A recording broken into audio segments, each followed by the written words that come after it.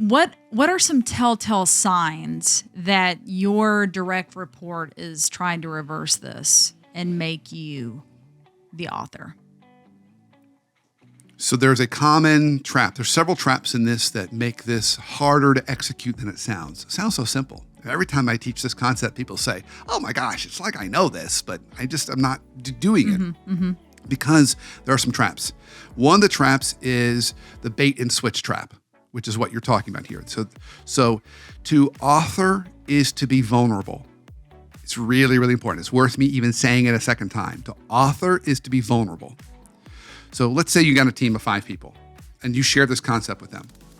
2 of them are going to step right up and say, I've been waiting for this. Like, I've just been waiting to have kind of the gloves taken off and I can like author stuff and come up with ideas and bring them to you. And that's going to be fun conversations. They're not going to get it right the first time, but they're going to love bringing you things. 2 of your folks, they're going to be curious. They're going to do it a little more gently. They're going to kind of wade into the shallow end of the pool, but they're going to do it. And then you're going to have one person, inevitably, who's not going to like this because they don't like the exposure it creates. What if you don't like their idea? What if you think they shouldn't be in that role? What if they can't come up with anything? They would much rather you tell them what to do and then they just do it. So they're sitting more in that editor seat because it's a safer seat. There's no real accountability or exposure. It feels vulnerable. So here's how you know they're going to try and trick you. They're going to use any of these kinds of phrases. I'm confused. I'm not really clear on exactly what you expect of me. Can you maybe share a little more about your expectations? I just don't know if I can do this without your help.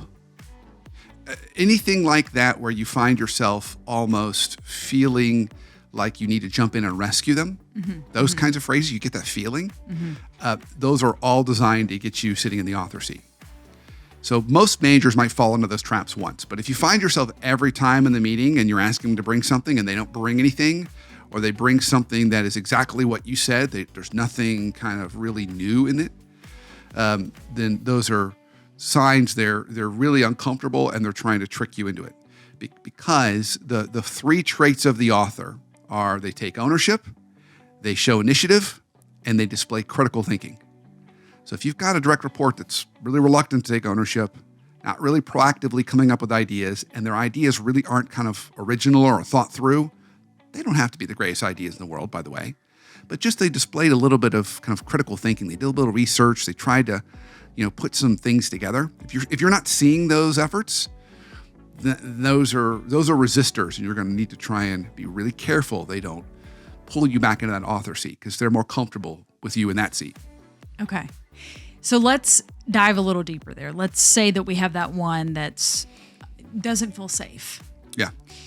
How do leaders and managers foster that psychological safety, right? Because if author versus editor is a fairly new concept, it could almost sound like you're going to author a document and I'm going to take my big red pen and go through and mark that up, which, could make you feel bad because you're like, well, I did the thing I authored up and you edited down. How in that editing can the leader kind of foster that safety? So there's a couple points you have in here. First, so I'm going to talk about the first point. The first point is there is a difference between being an editor and a critic. Big difference between being an editor and a critic. An editor is a coach. So for example, with this book, as with my prior book, I hired a book coach, Kathy Fyock. And Kathy's job is to make me a great writer and make my book a really good book. She's not there to redline it, and she's not there to take it away and say, Braden, I'm taking your book back. I hate chapters 3 through 5. I'm rewriting them for you. No, her job is to really provide me positive feedback and then guidance, okay? Not redline everything. And so sometimes people can confuse editor with critic, which is I'm just going to write scathing reviews and just redline everything, which is very demotivating. So as a coach, you want to practice the improv idea of yes and. So acknowledge all the good stuff first. Here's all the stuff I love about what you brought me.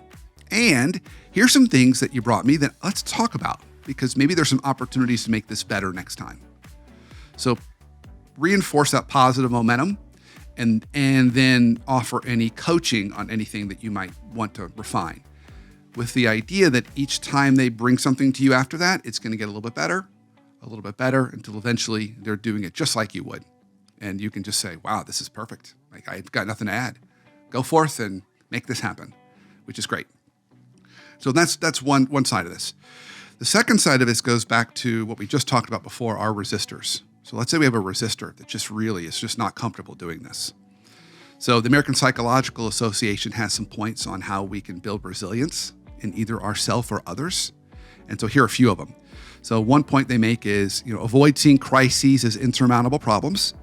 So you want to kind of encourage them, like, you can do this. Like, this is not a huge hill you can't climb. I know you can. Just start with a couple thoughts. Send me 3 bullets, but you're making it really simple for them. Okay. Second, keep it as a learning opportunity. So avoid it as a kind of opportunity for growth. So share with them, by going through this process, you're going to get smarter, better. It's actually going to help you possibly get promoted and help you in your career. And then third, avoid it as some kind of chaotic experience or chaos or horrible crisis, like they're gonna die. So worst case scenario. So say, you're not gonna die, you're not gonna get fired. This is just for us to kind of work through this together. So I think if you can keep it positive and reinforce it as a growth opportunity, and you can also make sure that you're sitting more in that positive coaching seat, a lot of the resistance you're going to get can be mitigated and managed.